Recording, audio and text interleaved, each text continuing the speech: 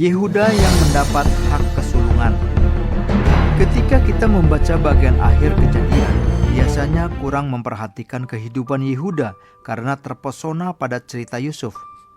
Cerita Yusuf dimulai dari Kejadian pasal 37 sampai pasal 50. Tetapi di tengah cerita Yusuf dalam pasal 37, tiba-tiba cerita Yehuda terselip. Penyambungannya aneh. Tetapi jika melihat keseluruhan peristiwa dengan teliti, kita mengetahui ada alasan yang pantas. Dasar penyebab mengapa keluarga Yakub kurang damai adalah karena Yakub memiliki 4 istri. Ditambah lagi Yakub selalu di dekat Rahel karena kecantikannya, dan hal itu membuat rumah tangganya kurang tentram. Akhirnya Rahel meninggal dunia ketika bersalin Benyamin. Setelah Rahel mati, Yakub semakin tercurah kepada Yusuf dan Benyamin. Maka anak-anaknya yang lain tidak ramah terhadap Yusuf dan Benyamin. Dalam suasana seperti ini, Yusuf dan Benyamin bertumbuh dalam kebencian. Suatu hari Yakub menyuruh Yusuf pergi ke tempat pemeliharaan domba kakak-kakaknya. Mungkin perintahnya mengantarkan makanan dan melihat apakah kakak-kakaknya memelihara domba-domba dengan baik. Kakak-kakaknya berpikir bahwa kedatangan Yusuf itu adalah untuk melaporkan sikap dan tindak tanduk mereka kepada ayah mereka. Maka saudara-saudaranya yang membenci dia ingin membunuhnya. Jadi ia dilemparkan ke dalam sumur. Karena Ruben tidak setuju dia dibunuh, maka ia dijual kepada saudagar-saudagar Mesir. Pada saat itu Ruben tidak setuju, tetapi karena usulan Yehuda, maka mereka menjual adik mereka. Kemudian mereka mencelupkan jubah Yusuf ke dalam darah kambing dan dibawanya kepada Yakub ayah mereka. Yakub yang melihat jubah Yusuf pingsan, tidak mau makan dan tidak mau minum. Berkabung terus ingin turun ke dunia orang mati saja. Saudara-saudaranya menjual Yusuf dan mendustai ayah mereka. Dengan itu Yakub kehilangan arti hidupnya. Yehuda yang mengusulkan untuk menjual Yusuf, hatinya susah sekali menyaksikan ayahnya yang berkabung terus. Akhirnya ia meninggalkan ayahnya. Masalah ini terlihat dalam Kejadian pasal 38. Dalam Kejadian 38 tertulis, pada waktu itu Yehuda meninggalkan saudara-saudaranya dan menumpang pada seorang adulam yang namanya Hira. Di situ Yehuda melihat anak perempuan seorang Kanaan yang bernama Sua. Lalu Yehuda kawin dengan perempuan itu dan menghampirinya. Perempuan itu mengandung, lalu melahirkan anak-anak laki-laki. Dia melahirkan Onan dan Sela. Sepertinya Yehuda tidak menikah secara resmi. Tertulis di Alkitab, pernikahan itu belum direstui oleh saudara-saudara atau ayahnya, tetapi dia mengambil seorang perempuan dan bersetubuh dengan dia. Dalam Alkitab bahasa Korea, dia mengambil perempuan itu. Dalam bahasa Alkitab Inggris, he took her. Dalam bahasa Indonesia, Yehuda kawin dengan perempuan itu. Setelah menjadi dewasa, Yehuda mengawinkan dia. Anak sulung Yehuda itu adalah jahat di mata Tuhan. Maka Tuhan membunuh dia. Kepada orang yang telah diberkati Tuhan Allah, biasanya lahir anak yang baik dan indah.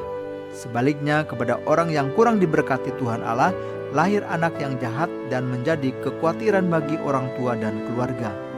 Onan adalah anak laki-lakinya yang kedua juga jahat di mata Tuhan. Maka Tuhan membunuh dia juga. Pada zaman itu ada budaya, yaitu apabila sang kakak mati tanpa keturunan, adiknya masuk ke kamar istri kakaknya supaya membangkitkan keturunan bagi kakaknya. Onan berpikir bahwa jika lahir cicit Yakub dari kakak iparnya, mungkin warisan dari Yehuda akan diberikan kepada anak itu.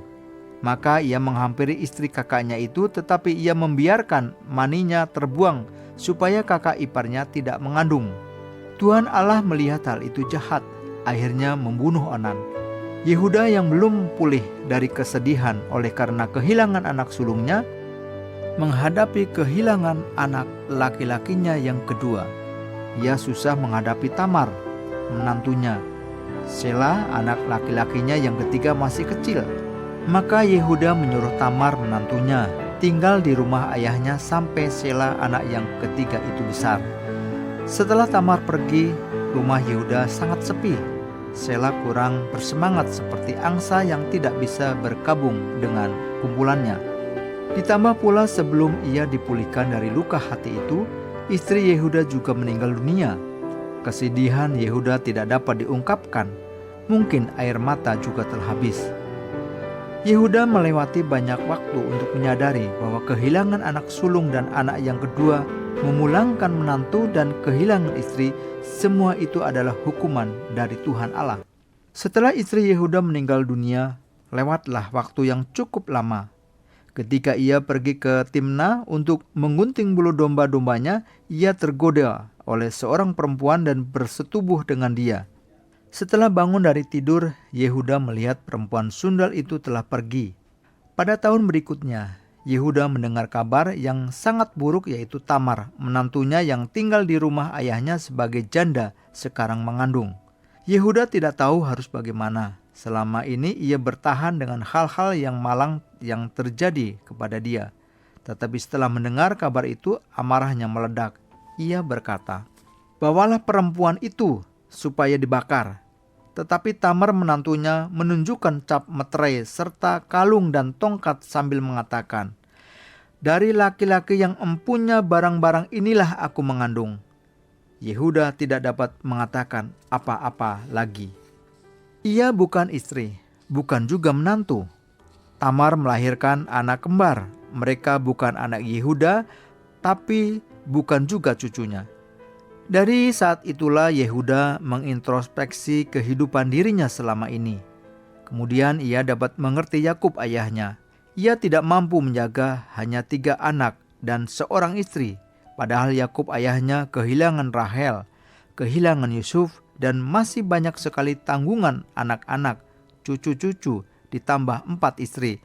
Betapa sulit kehidupannya. Setelah pikirannya sampai ke situ, ia ingin pulang kepada ayahnya. Dari situlah Yehuda berusaha untuk menjadi anak yang rendah hati dan setia. Ia mengambil keputusan bahwa ia pulang dan akan menghormati ayahnya. Lalu ia kembali kepada ayahnya, namun terjadi kelaparan. Semakin kuranglah makanan, padahal semakin bertambah anggota keluarga mereka. Masa kelaparan semakin panjang. Akhirnya terpaksa mereka pergi ke Mesir untuk mencari makanan. Secara kebetulan mereka disangka mata-mata di situ dan Simeon ditahan.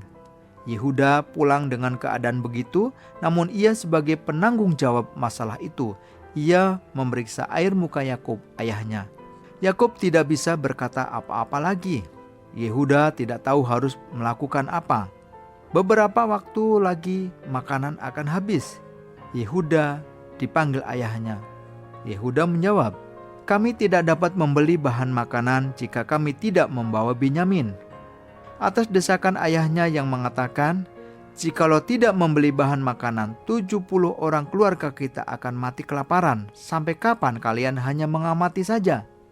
Yehuda tidak pernah mengeluarkan perkataan yang sesulit ini selama hidupnya. Yakub yang mendengarnya menjadi susah hati.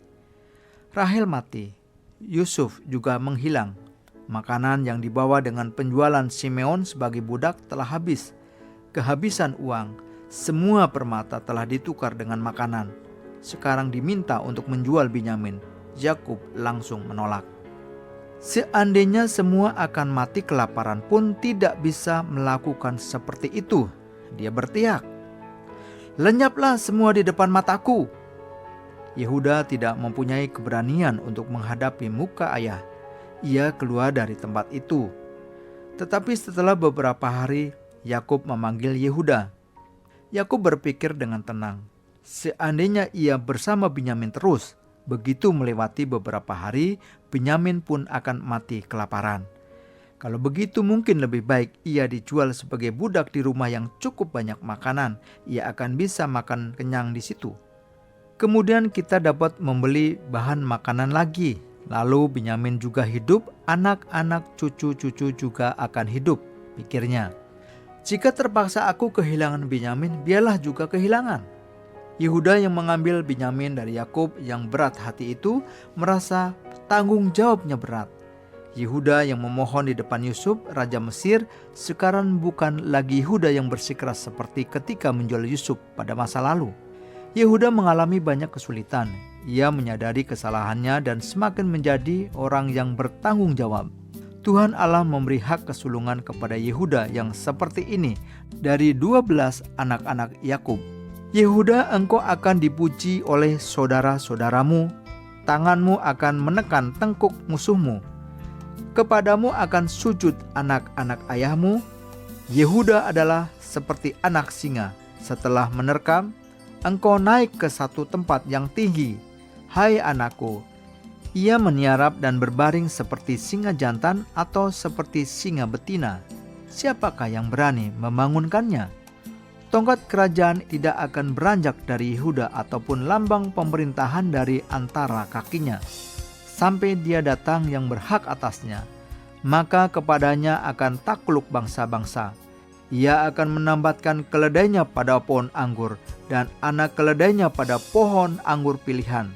Ia akan mencuci pakaiannya dengan anggur dan bajunya dengan darah buah anggur. Matanya akan merah karena anggur dan giginya akan putih karena susu.